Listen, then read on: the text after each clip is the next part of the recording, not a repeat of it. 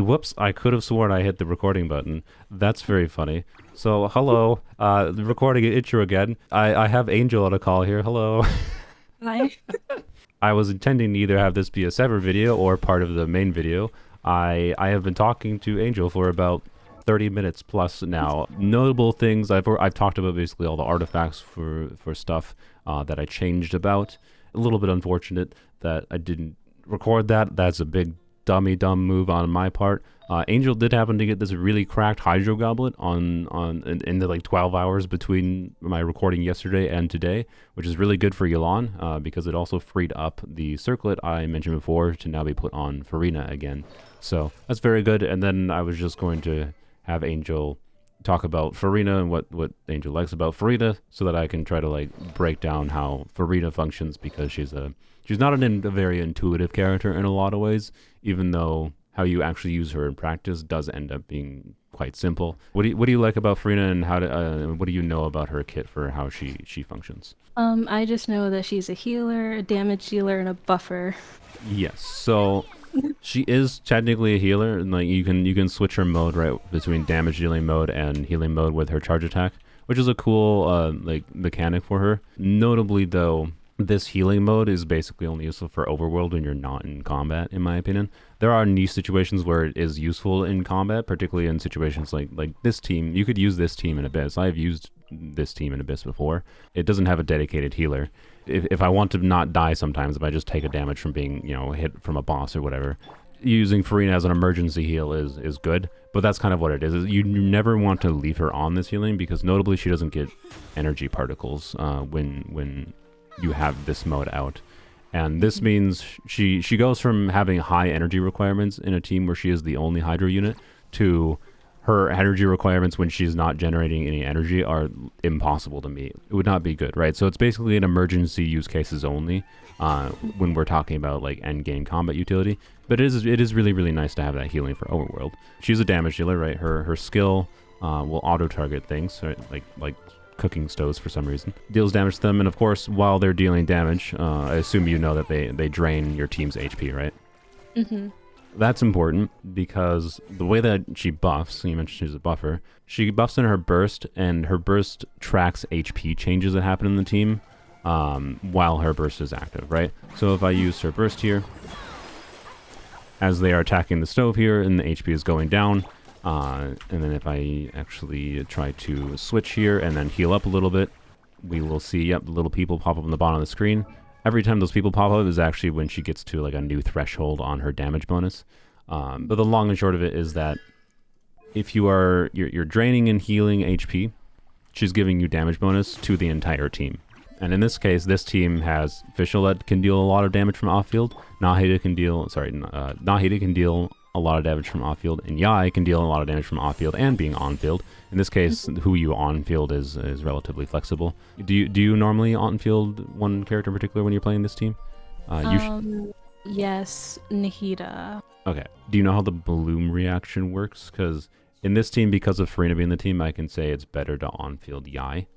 Not that you can't on-field Nahida. There is benefits to doing that and like just trying to like spam her charge attack for extra damage from Nahida. But basically I assume you've seen the little Dendro cores that appear on the ground, right? Mm-hmm. So if we tag them with Nahida, and then we use use you, when we get the bloom cores, when Yai hits these, when Electro hits those, it triggers a reaction called Hyperbloom. You have those little cores, and Electro users can hit them, and it generates a little homing missile that deals Dendro damage to an enemy, and it homes into them, right? So you don't even have to worry about like targeting or anything. And that is really strong, especially when you have a whole bunch of EM on characters. So let's try to... Oh, they're all dead already. Dang it. Overworld things. I'm guessing with Yai at level 80 here, and she's got about 464 EM here. Those are probably doing around like 10,000 damage right now. If Yai was leveled up to level 90, that probably would go towards 15 to 18,000 damage for every one of those that she hits. Now, notably, Yai's skill is pretty bad at hitting those, so you would have to use Yai on field to be able to hit those consistently. So if we do this. You can see Yai's bolt hits. You can see it hit one of those cores, but the one that was a little bit farther away from the enemy, it didn't hit, right? That's just because like the AoE on Yai's turret hits don't actually have that large of a hit, so they don't hit those cores. But her normal attacks, you can just like purposely position yourself in between the enemy and the core and trigger them with her normal attacks. And you can get a lot of additional damage out that way when you're using Hydro and Dendro together with Yai. This is something that would be usually referred to as Quickbloom Yai, because you're doing normal Yai like crit-based damage, but you're also doing Hyperbloom damage.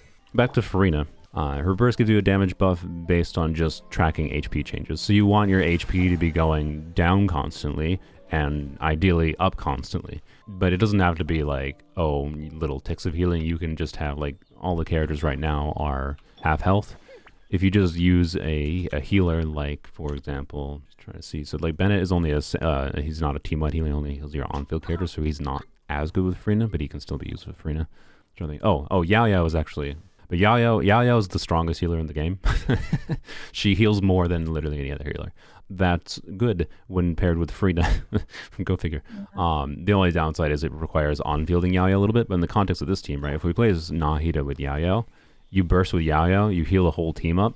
That gets you a whole bunch of damage bonus really quickly on Furina and completely counteracts her drain. You buff your Yai's damage and Fischl's damage a lot more, but you are also losing Nahida's damage, so it's not like it's objectively an upside. That's kind of just what balances Furina, right?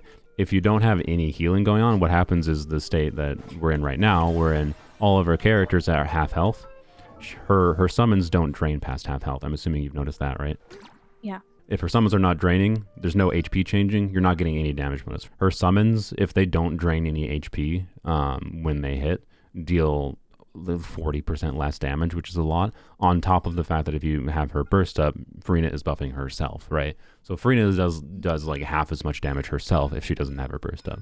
The number one most important thing with her, if it's not obvious for me talking about her burst so much, her burst is kind of what makes her whole kit make sense. Like I honestly think she's one of the best characters in the game for how she just enables you to do, like you mentioned you like doing meme teams, right?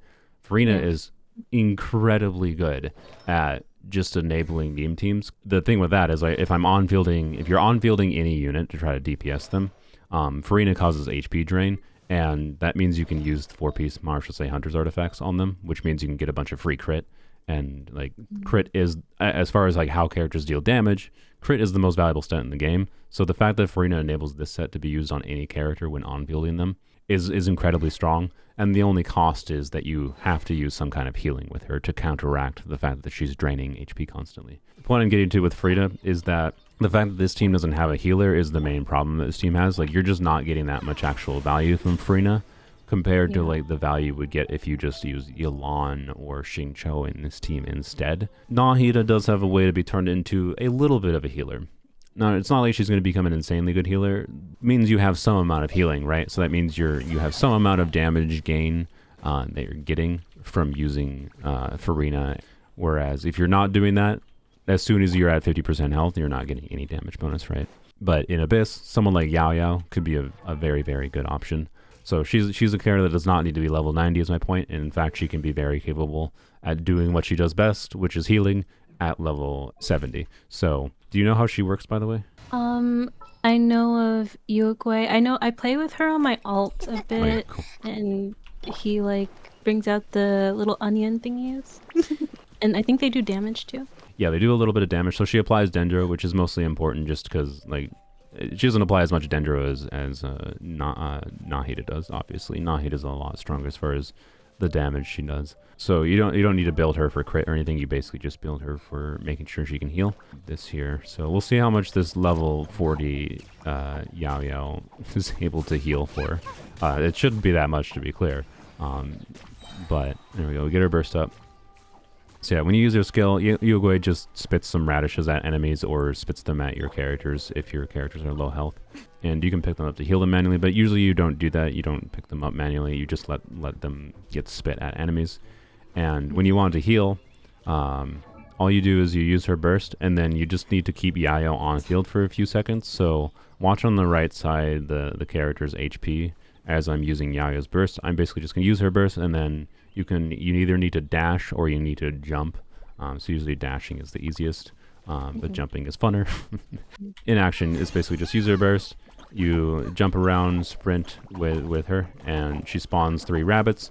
And every time all those rabbits land hits and start hitting enemies, it causes a bunch of ticks. Actually, look at that. Even without Yao Yao's passive unlocked, that causes her to get a whole bunch more healing. She's still at level 40. At level 40, this character managed to almost full heal every single character in the team. Wow. like that's how overpowered of a healer Yao Yao is. Yeah, and because this team right now, right, Yai is an off-field character, Fischl is an off-field character, Furina is an off-field character. You basically switch to Yao Yao, do her burst, you know, and then once you are done with her burst, you just switch to on-fielding Yai for a little bit, and then you rinse and repeat. Actually, good example. You have Tignari. I freaking love Tignari and Yai together. Him and Yai feel great together because they're both characters that basically want to spend a little bit of time on field, but not that much. So it's basically like, you know, you use the Yai 3Es, use Tignari, you do some charge shots, and there you go. And then obviously you can have your other things going on. Switch back to Yai, and you do another 3 skills. Anyways, any questions about Furina or anything? Mostly for Furina, I hear a lot of people say that you could use Marichowsi in a lot of her team comps. But like, how would you know when you would use Marichowsi instead of another artifact set? When you are on fielding them, basically. In this team example, right? No one is spending most of the time on field. This would be an example where you wouldn't want to do that. But there's a lot of characters in this game that are only on field, right? And that's the more common context. For example, actually, Hu Tao. Yulon, Furina, Hu Tao is a thing that people are using a lot. The only thing is, again, you're using Furina, you want to make sure you're using a healer. In this case, the best option would be an Animo healer. Do you have Jean? I don't remember. No, I don't have Jean. Sad. Okay. Because you're already doing 2 Hydra units, right? Barbara shouldn't be that hard to get her burst up, and that's where most of Barbara's healing is. So basically the way it would look if you're using Barbara with Yulon, Furina, Hu Tao, is you would do Furina and Yulon, activate their E and their burst, and then do Hu Tao on field. Once you're done with Hu Tao's Pyro Infusion, doing her charge attacks, then you switch to Barbara, then the rotation is done. Your characters should be at 50% HP because of Furina draining and stopping at 50% HP, right? Don't use Barbara's healing until the start of your next rotation. So if you heal the team to full, you use Barbara's burst to heal the team to full. Before using Furina's burst, you don't get any damage bonus. Yeah, that was a long tirade about Barbara. Good lord. But I think it was a good example in practice of how to use healing with Furina. I've learned a lot. Yes.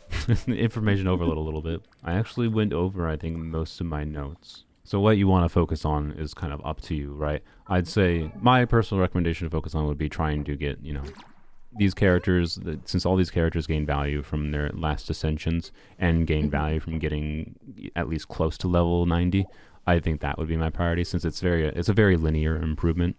And then artifacts wise, there's a whole lot. I would probably farm the Marshall's domain for something like putting Hu Tao on Marshall's, right? Other than that, you know, you could farm more emblem like you were doing for Yulon. Do not, for love of everything, I've stressed ER in this video. For love of everything, do not throw away weird pieces like this that roll really heavily into ER, because when you need this piece, it is a godsend to have available. Trying to get a main stat, crit rate main stat, literally doesn't even matter the substat. Just get a crit rate main stat piece for Fischl. Actually, you know what? We should probably just go over there. Maybe we'll get lucky and we'll get that for you.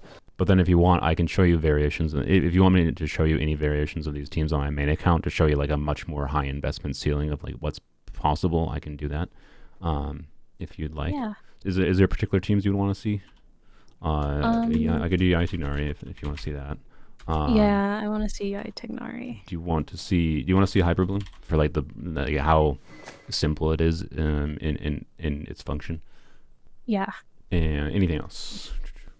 No, that's really it. You've explained everything really well. So let's go farm a little bit. Let's cross our fingers we get lucky. I can't believe I didn't freaking start recording before. What the heck?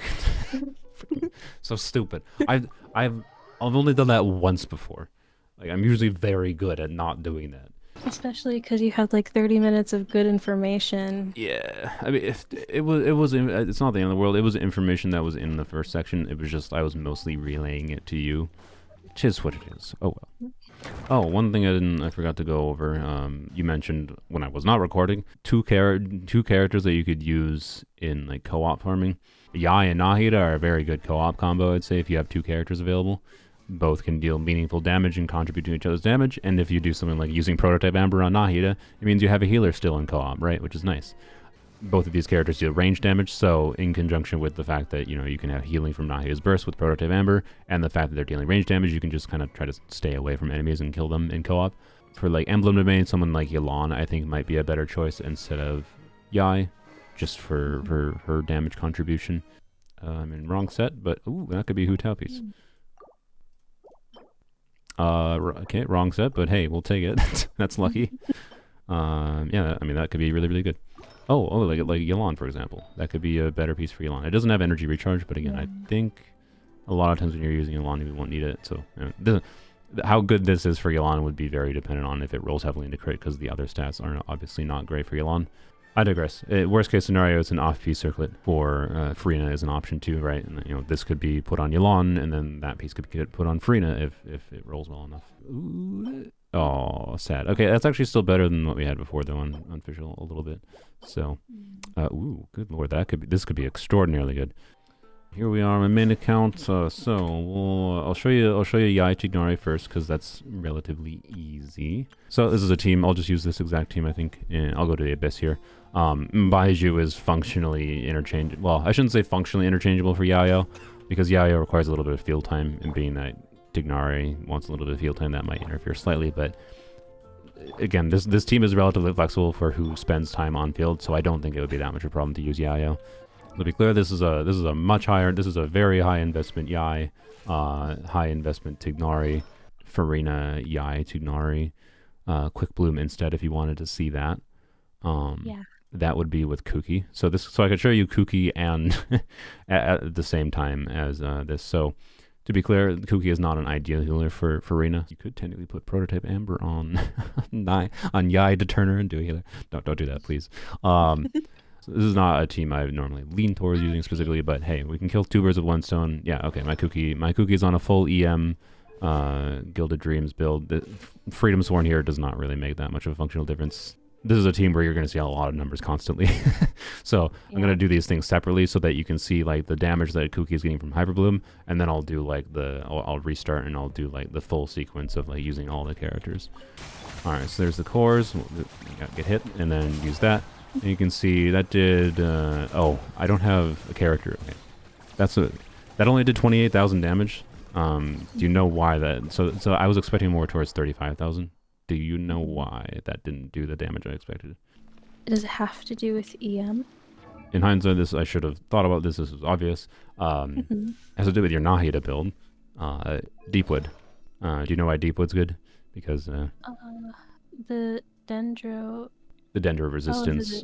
Yeah, so it reduces enemies' Dendro resistance, which is basically like a 20-ish% increase in any time you're dealing Dendro damage, and Hyperbloom counts as Dendro damage. So I didn't have Deepwood on that team. I didn't think about that. I just kind of forgot. So I only did 28,000 versus if I had Deepwood on the team, that would have been more like 35,000 from Kuki. First, let me show a Hyperbloom variation that actually is using Deepwood properly. So actually, just to show you the Hyperbloom damage specifically, I'm going to do a lower investment like Dendro Traveler, Xingqiu, Kuki.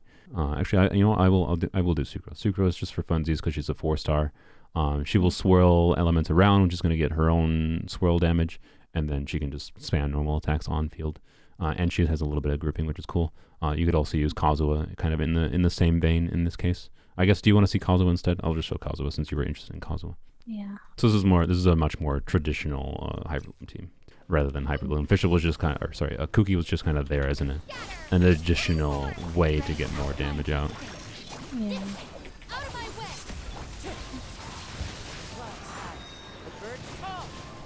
I do have Kazuha C1, that's why I got the extra jump out, but...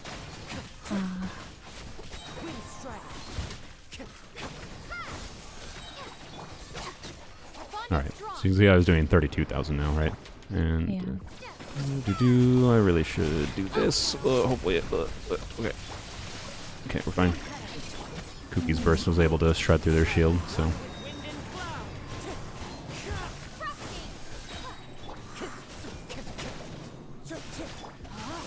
And Hyperbloom is a fairly single target focused thing, so we'll probably see one of these things die first. And also these things are also, they're super Dendro resistant, so they're taking like half damage to Dendro. And a lot of the team's damage here is obviously Dendro damage, so that's why it's taking longer to kill these. But if these guys weren't Dendro resistant, they would have probably died in the first rotation there. There you go. Is there any meme builds you want to see? Maximum potential. I don't know. I mean, physical Fischl is always something I got clowned for. Okay. I mean, so the sad thing about it, like, Fischl is such a useful character for enabling like good team. Like, you can abuse. I can use Tunari's charge attacks for some reason. You can really abuse Fischl for what she's good at. Physical just, oh, I used her burst terribly there, by the way. Physical Fischl is just like, it has normal physical problems and whatever. But honestly, with Furina existing nowadays, I don't think it'll be that bad. I haven't tried physical Fischl since Furina came out, so we can try it. I have no idea how it's gonna go because, like I said, I haven't done it in a while, but it's worth trying. It'll be a proof of concept of how strong Furina could be than anything. Yeah. Alright, and again, we're running into these enemies that are a bit Dendro resistant here, so... and this, again, this team is more single target focused. When we had Hydro before, we had the benefit of it being a little bit more AoE by nature of the Dendro cores targeting different enemies. You can see Tignari's doing like half damage too. I was also talking, so... Anyways, you can see how it rotates. That's more what I wanted to show than the damage specifically. Alright, you wanted to do physical Fischl, huh? You're gonna make me change my Fischl build to something sad. Okay, I don't have a physical build built, but Skyward Harper is so ridiculously good that it'll be fine. This is just live theory crafting just for you here on the suggestion of physical Fischl. So we're maximizing Fischl's physical damage. We want to use Furina, because Furina is just the god of all damage bonus characters. And also there's something sneakily we can do with this, that I think about it, that actually makes this act... Okay, you know what? You might make this turn in... Let me know, I guess, in the comments if you want to see this be a full video. I think this is going to be better than I expect, particularly because by nature of Furina giving so much damage bonus, that means the relative need for having a damage bonus goblet is lower. Or notably that the relative difference between an attack percent goblet and an elemental goblet is not as high. So we could actually do, rather than just full physical Fischl, I think the optimal thing here, because Furina gives so much damage bonus, is actually to spec into doing hybrid Fischl, which is to say specking into physical and electro damage by using an attack percent goblet instead of a physical goblet. Do you want me to do that, or do you want to see maximum physical possible? I don't know. The hybrid sounds kind of good. Let's figure out the rest of the team. So if you're doing physical damage, you want to do the electro charge reaction, which means you want cryo and electro. Obviously, the Fischl is the electro. I honestly think, in my case, the best option is probably Charlotte. But now that I think about it, actually, Mika is cryo, and he can buff physical damage, and he buffs attack speed. So, as much as I dislike Mika begrudgingly, if you're using Furina, he probably makes the most sense for this team. But I don't have him leveled up anyway, so I'm not going to bother. Should we just choose Bennett, I guess, if we want to see the maximum possible? I can just slot in Bennett, because she's doing range damage anyways, so I'm going to be sitting still in Bennett's circle. I think it'll be fine, so we shouldn't really have circle impact problems. Actually, because Bennett's the healer, I don't necessarily need to use Charlotte as a healer. So, you know what? I'll do burst support on you. Why not? Yup, okay. So, let's configure builds. This is the experience. I'm literally going to have to configure builds for all these characters. Thanks for doing this to me. Oh, actually, no. Bennett will not have to be tweaked, actually. So if you're going to use Bennett with Furina, by the way, what you should do is actually use a Maiden's build. Because Bennett, in case you didn't know, his healing stops. He only heals when a character is below 70% health.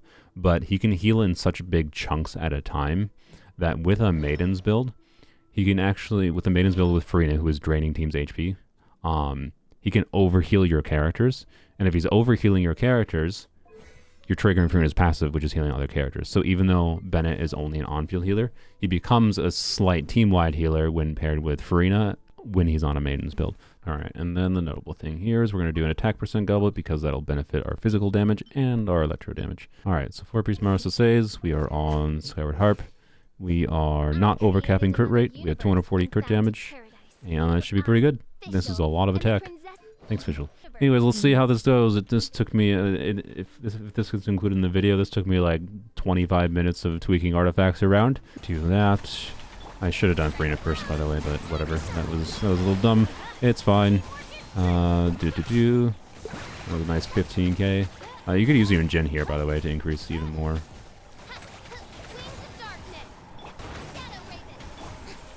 Doing pretty good. Yeah, honestly, it's not bad. Alright, let's see how physical Fischl does here in the second chamber, because the first chamber was kind of butt. I'm gonna rotate a little bit differently here this time. This, that.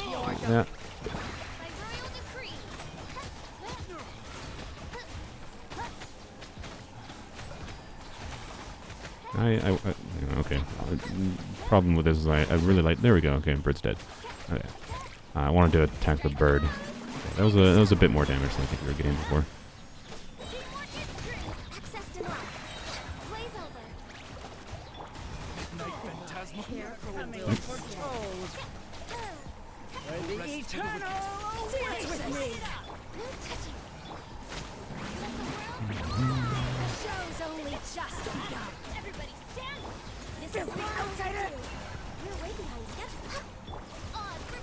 Alright, kill the animal. There we go. Make sure we kill you.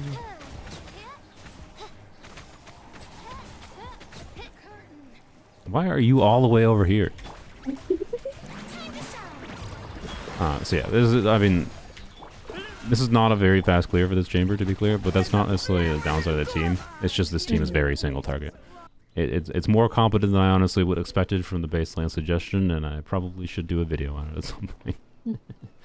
Yeah, given what I have talked with you, what I have showed you, what I have talked with you about, what do you think you are going to focus on? I'm curious. Because I basically just give you a million different options for things. I'm just curious what you want to focus on now and what you think you're going to do in order to achieve your goals and desires of what you want to do in Genshin.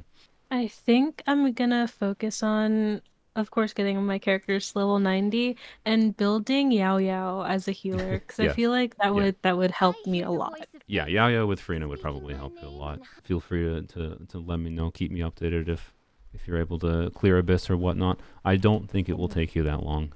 Is the general vibe I got from your account. You've got all the pieces there. Any last thoughts? Just thank you for, fixing, giving me tips. I love tips. So yeah, glad I could help. Twist fun. Thank you for your time. Thanks for the free content.